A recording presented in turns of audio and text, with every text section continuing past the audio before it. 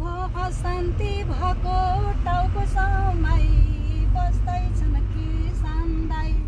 प्रजातन्त्र ज्ञानीले खायो गाह्रो पर्यो नेपालमा बाँच्नलाई धेरै भो अशान्ति भएको टाउको समय बस्दैछन् किसानदाई प्रजातन्त्र ज्ञानीले खायो गाह्रो पर्यो नेपालमा बाँच्नलाई 2046 मा प्रजातन्त्र आयो आफ्नो वंश नाश गरी राजा बन्न पायो अपराधीको आउँदैछ पालो जनताले समाउँछन् कठालो अपराधीको आउँदैछ पालो जनताले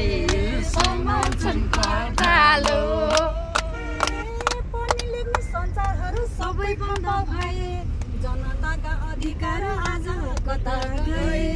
पञ्चेठेकी काङ्ग्रेसी गिर्काले जनताको थाप्लोमा गिर खेले पञ्चेठेकी काङ्ग्रेसी गिर्काले जनताको थाप्लोमा गिर खेले आफ्नो गाउँ आफै बनाऊ सङ्गठन मुङ्गी युद्ध लड्नुपर्छ गाउँ गाउँबाट झन आफ्नो गाउँ आफै बनाऊ सङ्गठन लड्नुपर्छ गाउँ गाउँबाट झन गर्नुपर्छ आन्दोलन क्रान्तिको जनता यसैको आधार हो गर्नुपर्छ आन्दोलन मुक्तिको लोकतन्त्र यसैको आधार हो गर्नुपर्छ आन्दोलन मुक्तिको गणतन्त्र यसैको आधार हो